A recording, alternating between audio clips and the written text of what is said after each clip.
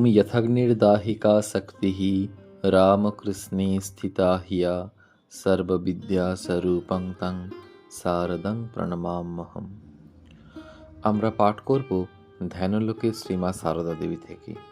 স্বামী সন্নিধানে সারদা। মার্চ মাস 1872 সাল, বসন্তকাল। দক্ষিণেশ্বরে শ্রীরামকৃষ্ণের ঘর। রাত 9টা। শ্রীরামকৃষ্ণ নিজ খাটে উপবিষ্ট। সারদার আগমন সংবাদ পেয়েই ঠাকুর হৃদয়কে বলছেন, ও হৃদু, বারবেলা নেই তো রে, প্রথমবার আসছে। ঠাকুর দিনক্ষণ মানতেন, নিজ স্ত্রীর মঙ্গল চিন্তা করছেন, যাত্রা মঙ্গল হোক। সারদা ঠাকুরের প্রথম কথায় প্রাণ ঢালা প্রেমের স্পর্শ পেলেন। সারদাকে দেখা মাত্র ঠাকুর বললেন, তুমি এসেছ, বেশ করেছ। ইংরেজিতে বলে ওয়েলকাম, স্বাগতম, সুস্বাগতম। ঠাকুর বোঝাতে চাইছেন, তুমি পরম আত্মীয়, আপনজন, অবাঞ্ছিত নও। এতদিন সারদার মনে দুশ্চিন্তা ও ভয় ছিল। দুশ্চিন্তার কারণ তার স্বামী পাগল এবং ভয়ের কারণ তার স্বামী সন্ন্যাসী, হয়তোবা তিনি তাকে ত্যাগ করবেন। 1864 খ্রিস্টাব্দে, অর্থাৎ 8 বছর আগে, শ্রীরামকৃষ্ণ তোতাপুরের কাছে সন্ন্যাস নেন। ঠাকুরের আন্তরিক আবাহনে সারদার দুশ্চিন্তা ও ভয় চলে গেল। ঠাকুর পার্শ্বস্থ এক ব্যক্তিকে বললেন, ওরে, মাদুর পেতে দে। ঠাকুরের ঘরে তো আর গদি, চেয়ার বা সোফা ছিল না।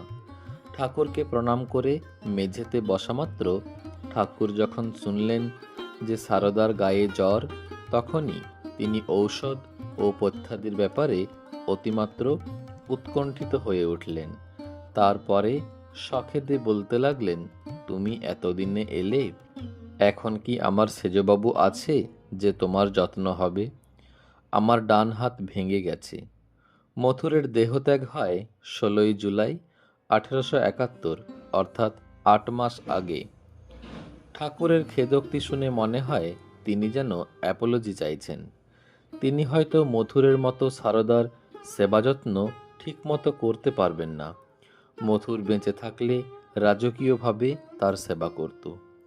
প্রথম দর্শন ও আলাপাদির পর সারদা নহবতে চন্দ্রমণির কাছে যেতে চাইলে ঠাকুর বললেন, না না, ওখানে ডাক্তার দেখাতে অসুবিধা হবে, এ ঘরেই থাকো।